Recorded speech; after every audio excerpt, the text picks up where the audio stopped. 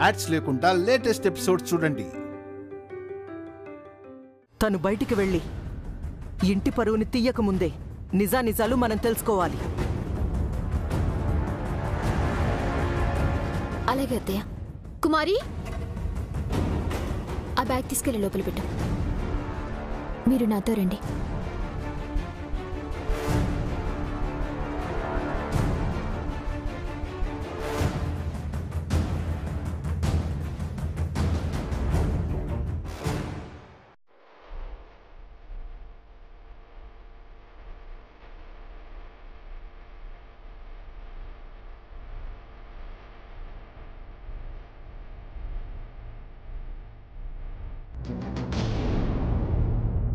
Smiley, ఏంటమ్మా ఇదంతా?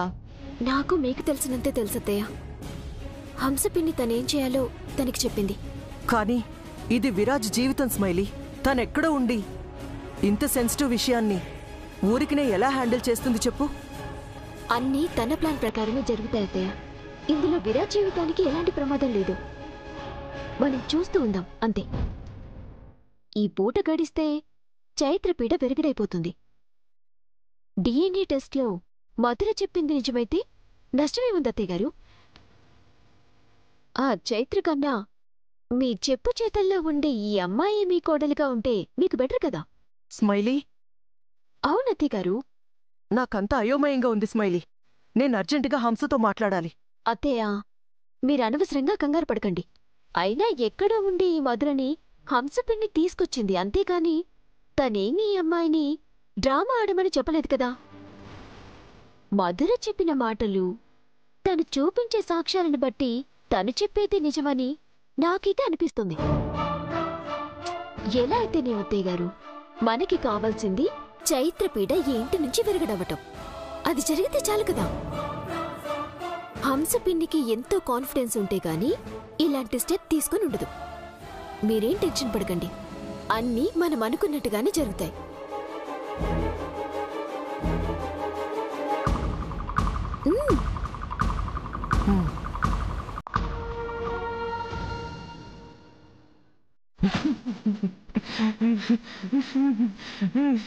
పృథ్వీ, ఏమైంది నాన్న? నొప్పి ఎక్కువగా ఉందా? అలా అరుస్తున్నావు?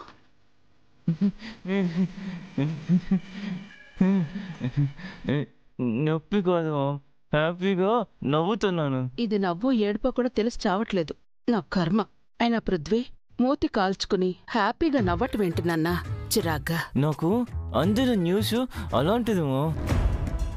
ఇంత నొప్పిని కూడా మర్చిపోయేలా చేసింది. ఏంటా న్యూస్? విషయం ఏంటో క్లియర్గా నాకు తెలీదా. ఆ విరాజ్ గాడి కొంపలో సాయంత్రం కల్లా ఒక బాంబు పేలుతుందంట.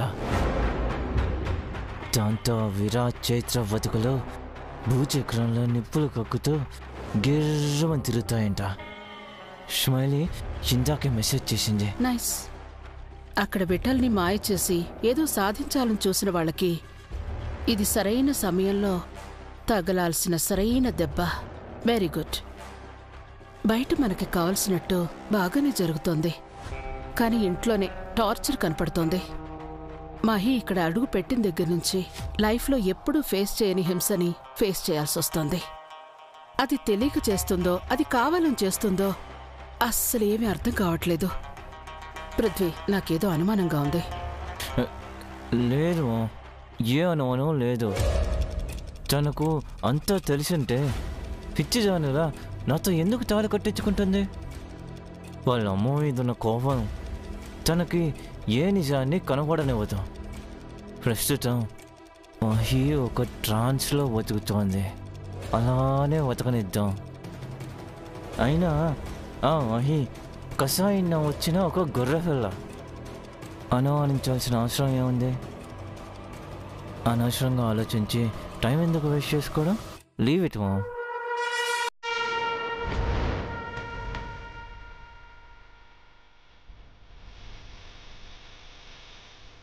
ఓరి పిచ్చి పురుషా, నేను గొర్రె పిల్లని కాదురా, చిరుత పిల్లని. చిచి, ఇంకా పిల్లనేంటి? ఆల్రెడీ వేట మొదలుపెట్టి ఆట ఆడుతుంటేను.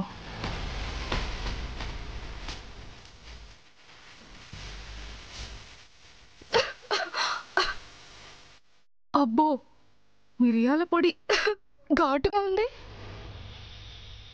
నాగవల్లి, ఇది నీదేగా? ఐ నో, ఈ ఘాటైన మిరియాల పొడిని అని లోపలికి స్ప్రే చేస్తుంటే ఉంటుంది చూడు నీకు మజా, మామూలుగా ఉండదు. ఇన్నేళ్ళు మా అమ్మ బ్రతుకుని ఊపిరాడకుండా చేశావు కదా, ఆ బాధ ఎలా ఉంటుందో ఇప్పుడు నువ్వు అనుభవిద్దువు గాని.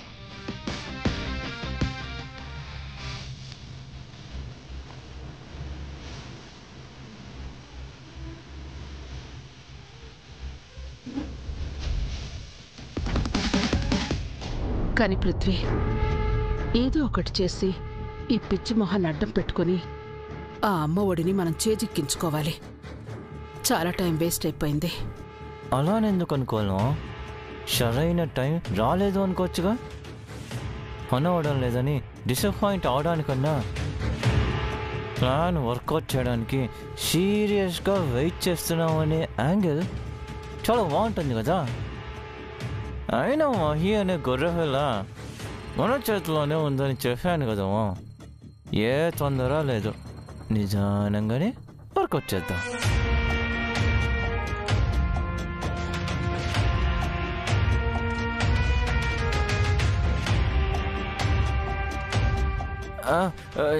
అదేమో డైలీ వర్కౌట్ చేస్తేనే హెల్త్ చాలా ఫిట్గా ఉంటుంది. ఫిట్గా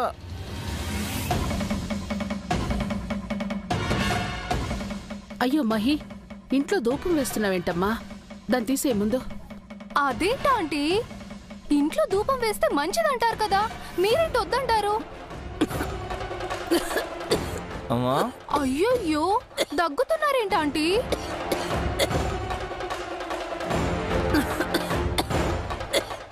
ధూపం బాగా పీల్చుకోండి, లోపల ఏమైనా బ్యాడ్ ప్రభావాలుంటే పారిపోతాయి. మహి, పీల్చుకోండి, బాగా పీల్చుకోండి. మహి మహి, నాకు ఆస్తమా ఉందమ్మా, నేను పొగ తట్టుకోలేను. తీసే. అవునా? అయ్యో రామా, ముందే చెప్పలేదేంటాంటీ? ఇంట్లో సాంబ్రాణి లేదని బయటికెళ్ళి మరీ తీసుకొచ్చాను. అనవసరంగా డబ్బులన్నీ వేస్ట్ అయిపోయాయి. మహి, డబ్బులు వేస్ట్ అయినా పర్లేదు కానీ దగ్గి దగ్గి నా ప్రాణం పోయేలా ఉంది. అమ్మా, ఈ ఫోగ అప్పుడే క్లియర్ అవ్వలేదు. ఉండు, నువ్వు గదిలోకి వెళ్ళు.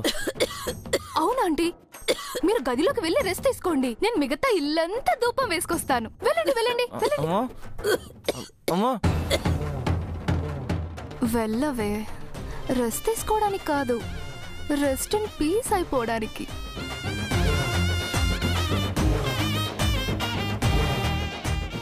సారీ పృథ్వీ గారు, ఇంట్లో అన్ని చెడు జరుగుతున్నాయి కదా అని మంచి జరగడానికి ధూపం వేస్తున్నాను. కానీ ధూపం వల్ల కూడా చెడు జరుగుతుందని నేను అస్సలు ఎక్స్పెక్ట్ చేయలేదు. ఏం పర్లేదులే మహి, ఇలాంటివి ఎవరు మాత్రం ఎక్స్పెక్ట్ చేస్తారా? లైట్ తీసుకో. పృథ్వీ గారు, ఇప్పుడు మూతికి ఎలా ఉంది? డబ్బుకి కోతిలో తయారైంది. ఇంకలా ఉంటుంది. లైఫ్లో ముద్దు జోలికి పోకుండా వాతలు పెట్టావు. సమ్మగా ఉంది. నేనేమైనా కావాలని చేశానో చెప్పండి, అలా అయిపోయింది. దీన్నే టైం బ్యాడ్ అంటారేమో. అయినా టైం బాగోలేకపోతే ముద్దు పెట్టుకున్నా మూతి కాలుతుందంటే ఏమో అనుకున్నాను. కొన్ని సామెతలు నమ్మాలండోయ్.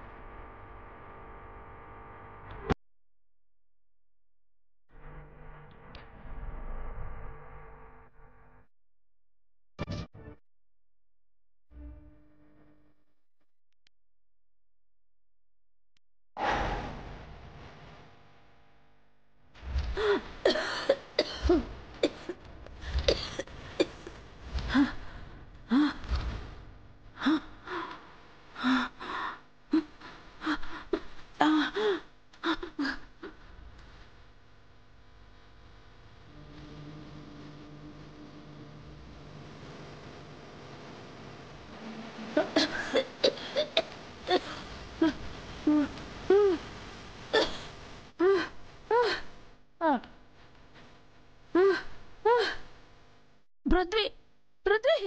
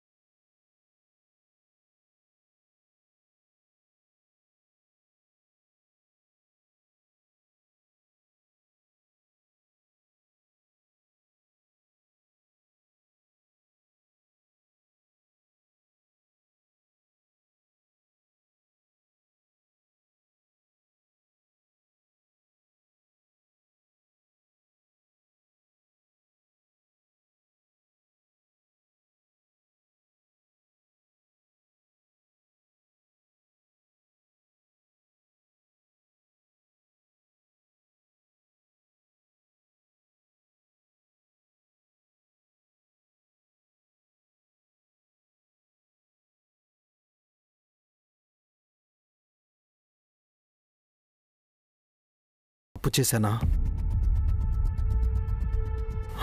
లేక నన్ను తప్పుడు మనిషిని చేయడానికి ఎవరైనా కుట్ర పన్నుతున్నారా? ఏం జరుగుతుందో కూడా అసలు అర్థం కావట్లేదు.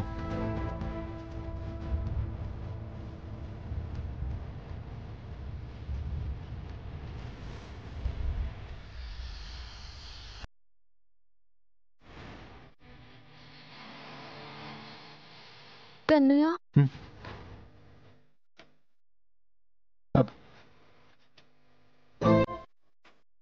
చైత్ర, ఆ మధుర ఒకప్పుడు నా ఫ్రెండే, నేను కాదనట్లేదు. తను నన్ను ఇష్టపడింది, నన్ను కావాలనుకుంది. ఇదంతా నిజమే. కానీ నా వల్ల తప్పు జరిగిందని చెప్పిందే, అది మాత్రం నిజం కాదు.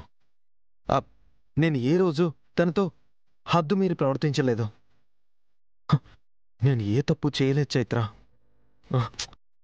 ప్రామిస్. కన్నయ్య, నువ్వు తప్పు చేయడం ఏంటి? నువ్వే తప్పు చేయవు కన్నయ్య, నాకు తెలుసు. అయినా నువ్వు నాకు సంజాయిషి చెప్పుకోవడం ఏంటి? నువ్వేంటో నాకు తెలీదా? నీ గురించి ఎవరో తప్పుగా మాట్లాడితే ఆ మాటలు నేనెందుకు నమ్ముతాను? ఉన్న నిజం ఒకటే కన్నయ్య, నేనంటే నీకు ప్రాణం. మన మధ్య ఉన్నది విడదీయలేని బంధం. ఇది మాత్రమే నిజం. అంతేకాని మనల్ని దూరం చేయడానికి ఏ కారణం వచ్చినా అది అబద్ధమే. నీకే పాపము తెలీదని నీ కళ్ళే చెప్తున్నాయి కన్నయ్య. కళ్ళలో కూడా నువ్వు తప్పు చేయవు, నాకు తెలుసు. ఇంట్లో వాళ్ళకి చిన్నప్పటి నుంచి నేనంటే ఏంటో తెలుసు. అయినా ఎవరో వచ్చి నేను తప్పు చేశానని చెప్పగానే అదే నిజమేమో అనుకుని అనుమానంతో చూస్తున్నారు. నాకు చాలా బాధగా ఉంది చైత్ర.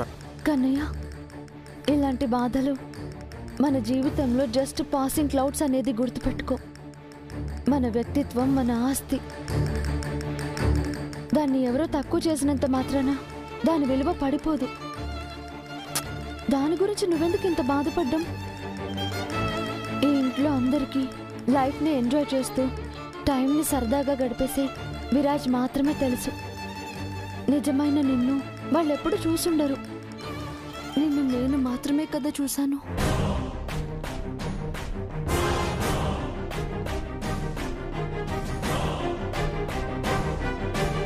మన ప్రేమ కోసం నీ జీవితాన్ని, సర్వస్వాన్ని కూడా వదులుకోవడానికి సిద్ధపడ్డావు. ఆ మనసు ఎంత గొప్పదో దాని విలువ నాకు మాత్రమే తెలుసు కన్నయ్య. అలాంటి నీ మనసులో తప్పుడు ఆలోచనలు ఎప్పటికీ రావు. ఎవరు నమ్మినా నమ్మకపోయినా ఇదే నిజం. చైత్ర, నీకు నా మీదున్న నమ్మకం నాకు ధైర్యం ఇస్తున్నా. లోపల నాకే తెలియకుండా ఏదో కలవరం. ఇంతకు ముందు వరకు ఆ మధుర ఎప్పుడు నన్ను ఇబ్బంది పెట్టేలా ప్రవర్తించలేదు. తనకి నా మీద ఇష్టం ఉన్నా కూడా శృతి నుంచి ఎప్పుడు ప్రదర్శించలేదు. I don't know why. ఇప్పుడు సడన్గా వచ్చి ఎందుకిలా నేను తప్పు చేశాను, ఆ తప్పు చేసిన విషయం కూడా నాకు తెలియదని చెప్తుంటే మనసంతా ఏదో కంగారుగా అనిపిస్తుంది. ఎందుకంటే తెలిసి చేసినా తెలియక చేసినా జరిగిన తప్పు మారదు కదా. అసలు అలాంటివేవి జరుగుండవు కదా. ఇక తప్పప్పుల ప్రశ్న ఎందుకు? అనవసరంగా ఆలోచించి నీ క్యారెక్టర్ని నువ్వే అనుమానించొద్దు ప్లీజ్ కన్నయ్య. ఈ విషయంలో ఏదో పొరపాటు జరుగుండొచ్చు, కానీ పొరపాటున కూడా నీ వల్ల ఏ తప్పు జరగదు. ఏదో తప్పు జరిగిపోయిందని ఇలా నీలో నువ్వే బాధపడిపోతూ ఉంటే నేను చూడలేకపోతున్నాను. చూడు, ఒక్కటే చెప్తున్నాను, ఎన్ని జన్మలైనా నువ్వు నా వాడివే.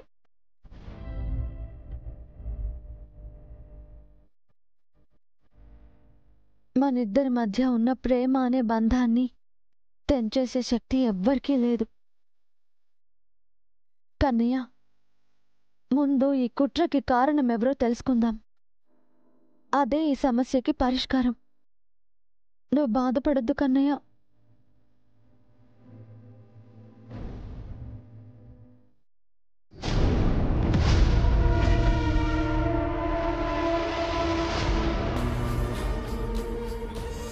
విరాజ్ని వాడికంటే ఎక్కువగా నువ్వే అర్థం చేసుకుంటున్నావు కదే. అయినా నువ్విలా ఉంటే నా ప్లాన్ ఎలా వర్కౌట్ అవుతుంది? వచ్చిన దాని మూలంగా నువ్వు కటకటాల పాలవ్వాలి. అయ్యేలా చేస్తాను. ఈ అవకాశాన్ని నేను జార విడుచుకోను.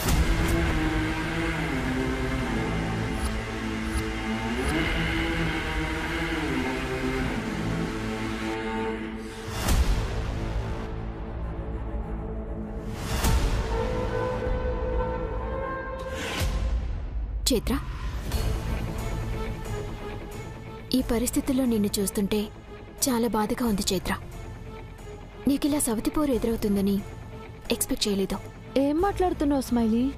అదే చైత్ర, నీ కాపురంలో చిచ్చు పెట్టడానికి ఆవిడెవరో వచ్చింది కదా, దాని గురించే. ఆవిడ మాట్లాడిన మాటలు లాజిక్లు విన్నాక అసలు నాకే మతిపోయినట్టు అయిపోయింది.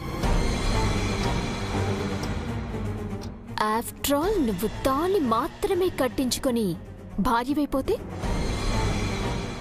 తను విరాజ్తో కాపురం చేసి బిడ్డని కూడా కన్నది. అదే తను మాట్లాడిన పాయింట్సే కదా చైత్ర ఇవన్నీ. ఆయన అదేదో మాట్లాడిందిలే, లైట్ తీసుకుందామనే విషయం కాదు కదా ఇది. ఎందుకు దాని తెగింపు చూస్తుంటే ఎంతవరకైనా వెళ్తుందేమో అనిపిస్తుంది. ఎంతవరకైనా అంటే ఎంతవరకు వెళ్తుంది? వెళ్తే వెళ్ళని, అసలు నేనెందుకు భయపడాలి స్మైలీ?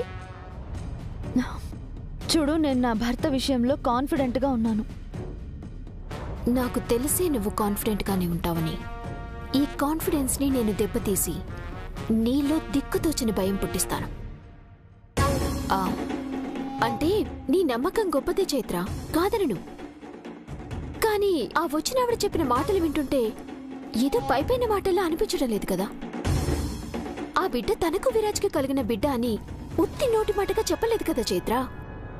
కావాలంటే DNA టెస్ట్ కూడా చేపించమని చెప్పింది కదా. అయినా ఎంత కొంత వాస్తవం లేకుండా అంత నమ్మకంతో ఆ మాట అనగలదా? ఇక్కడ నీ కాన్ఫిడెన్స్ ఎలా ఉందో అక్కడ తన కాన్ఫిడెన్స్ కూడా అలాగే ఉంది కదా.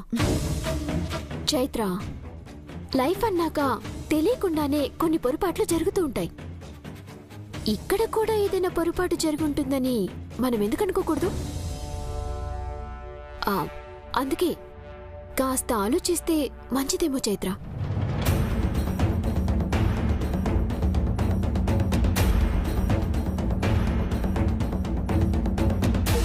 ఇక్కడ విషయం నీ ప్రేమ, నీకున్న నమ్మకం మాత్రమే కాదు కదా. ఎవరికీ తెలియని, చివరికి విరాజ్కి కూడా తెలియని వాస్తవం ఒకటి ఉంది అని ఆ వచ్చిన అమ్మాయి చెప్తుంది. దాని గురించి కూడా ఆలోచించాలి కదా.